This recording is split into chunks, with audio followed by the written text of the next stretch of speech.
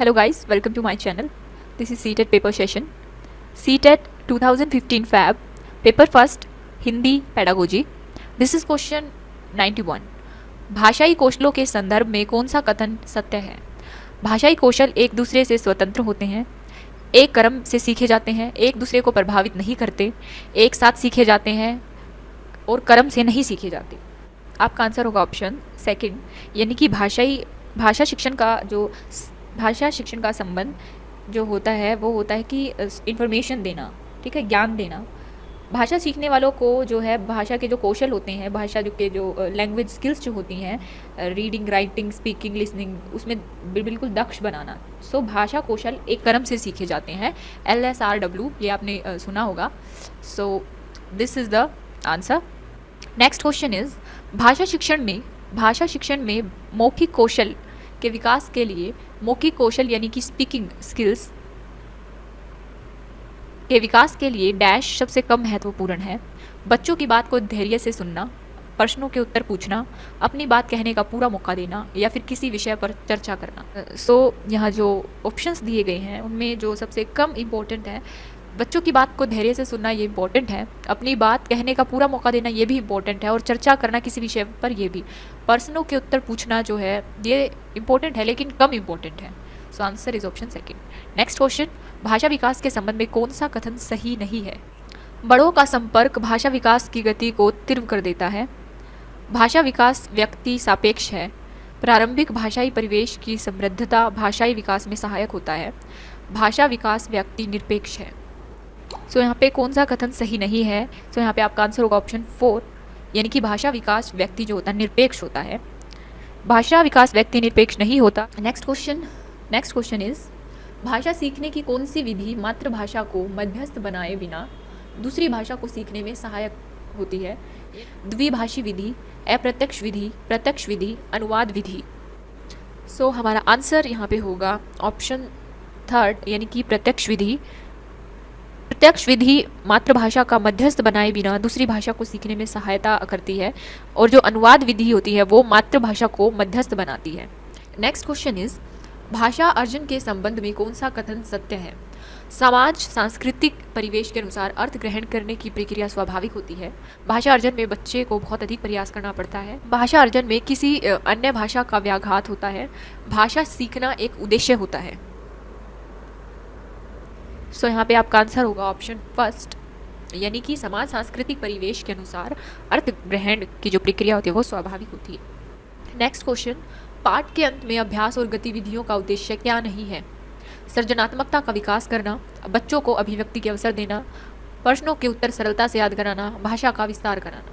So answer is option C, option third, यानी कि प्रश्नों के उत्तर सरलता से याद कराना. पाठ के अंत में जो अभ्यास और गतिविधियों का उद्देश्य जो होता है सृजनात्मकता का विकास करना होता है, ताकि छात्र के जो अभिव्यक्ति कौशल है उसमें वृद्धि की जा सके. अभ्यास के द्वारा उसने जितनी बातों को सीखा है उसको अधिक दोहराया जाए, वह उतने ही अधिक देर तक, जितनी देर तक वो दोहराएगा उतनी देर तक वो याद रहेंगी. प्रश्नों के उत्तर सरलता से याद करवाना जो है इसका उद्देश्य बिल्कुल भी नहीं है. So answer option third. Next question है, पहली और दूसरी कक्षा में भाषा शिक्षण के साथ कला शिक्षा को समेकित करने का उद्देश्य क्या नहीं है? बच्चों द्वारा आनंद की प्राप्ति, बच्चों के लेखन में परिपक्वता लाना, बच्चों की रचनात्मकता का विकास करना, चित्रों के माध्यम से अभिव्यक्ति का विकास करना. सबसे पहले ये देखिए कि जो कला शिक्षा होती है उसका क्या उद्देश्य है. बच्चों की रचनात्मकता का विकास करना, ये सही है. चित्रों के माध्यम से अभिव्यक्ति का विकास करना, आनंद की प्राप्ति होना, ये तो सबसे इम्पोर्टेंट है बच्चों में. जो उद्देश्य नहीं है वो है बच्चों के लेखन में परिपक्वता लाना, कि मतलब आपकी राइटिंग स्किल्स जो हैं वो सही हो. सो answer is option second. Next question है, पठन पाठन के अंत में ऐसे अभ्यास व गतिविधियां हों जो बच्चों को स्वयं कुछ करने और सीखने का अवसर प्रदान करें. केवल पाठ से ही संबंधित हो, पाठ पर बिल्कुल आधारित ना हो, सरल भाषा वाली हो. सो आंसर होगा आपका ऑप्शन फर्स्ट, जिससे बच्चे कुछ सीखे या कुछ करने के अवसर प्रदान कर सके. सो answer is option first. Next question है, भाषा शिक्षण में खेल का सर्वाधिक महत्वपूर्ण स्थान है क्योंकि खेल भाषा को विस्तार देते हैं, खेल में आनंद आता है, खेल में शारीरिक विकास होता है, भाषा शिक्षक को कम श्रम करना पड़ता है. सो आपका आंसर होगा खेल भाषा को विस्तार देते हैं, ऑप्शन फर्स्ट। भाषा शिक्षण में खेल का सबसे इम्पॉर्टेंट स्थान होता है क्योंकि खेल भाषा को विस्तार देते हैं। खेल खेल में भाषा सीखने से भाषा की जो निरस्ता होती है वो छात्रों के मार्ग में बाधा नहीं बनेगी। खेल विधि से छात्र जो है वो खेल खेल में बच्चे शब्द भेद, लिंग भेद, वचन, इन सब का ज्ञान बच्चों को हो जाता है। ठीक है, नेक्स्ट क्वेश्चन है, एक प्राथमिक शिक्षक के रूप में आप सतत और व्यापक आकलन करते समय किसे सर्वोपरि मानते हैं? लिखित प्रश्न पत्र को पाठ से देखकर सुलेख लिखना, बच्चों द्वारा विभिन्न संदर्भों में भाषा प्रयोग की क्षमता, कठिन शब्दों का श्रुत लेखन। सो आपका आंसर होगा बच्चों द्वारा विभिन्न संदर्भों में भाषा प्रयोग की क्षमता। ये जो है आपका, ये प्राथमिक शिक्षक के रूप में हम सतत और व्यापक आकलन करते समय इस चीज को जो है सर्वोपरि मानते हैं। नेक्स्ट क्वेश्चन इज, प्राथमिक स्तर पर बच्चों की पठन क्षमता का आकलन करने में किस प्रकार की सामग्री सबसे ज्यादा महत्वपूर्ण है? बाल साहित्य की कोई संवादात्मक कहानी, पाठ्य पुस्तक, औपचारिक पत्र, आतंकवाद पर आधारित निबंध।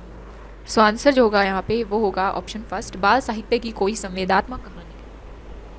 प्राथमिक स्तर पर बच्चों की जो रीडिंग स्किल्स होती हैं उसका आंकलन करने में बाल साहित्य जो होता है वो बहुत इंपॉर्टेंट होता है।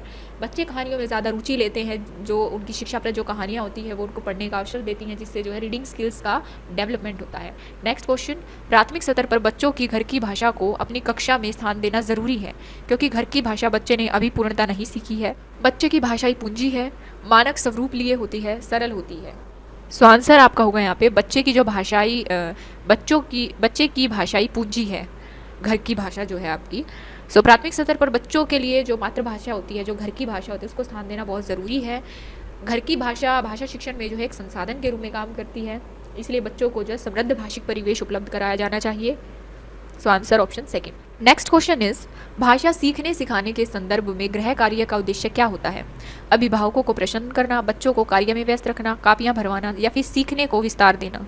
सो जो हमारा आंसर होगा वो होगा ऑप्शन 4, सीखने को विस्तार देना। नेक्स्ट क्वेश्चन है, भाषा सीखने में मातृभाषा का व्याघात पूर्ण रूप से होता है, नहीं होता है या फिर आंशिक रूप से होता है? सो भाषा सीखने में मातृभाषा का व्याघात जो है वो होता है। So answer option. Next question है यहाँ पे, भाषा सीखने में होने वाली जो त्रुटियां हैं, त्रुटियों के संदर्भ में कौन सा कथन सत्य नहीं है? त्रुटियां अस्थायी होती हैं। भाषा सीखने में होने वाली त्रुटियां स्थायी होती हैं। भाषा सीखने में होने वाली त्रुटियां यह समझने में मदद करती हैं कि बच्चे के मस्तिष्क में क्या चल रहा है। त्रुटियां सीखने सिखाने की प्रक्रिया का अंग है। त्रुटियां होती हैं वो स्थायी होती हैं, असत्य है क्योंकि भाषाई त्रुटियों को निरंतर अभ्यास द्वारा सुधारा जा सकता है। सो त्रुटियां सीखने और सिखाने की प्रक्रिया का ये जो है ये एक अभिन्न अंग है। सो आंसर जो होगा यहाँ पे आपका ऑप्शन सेकेंड होगा।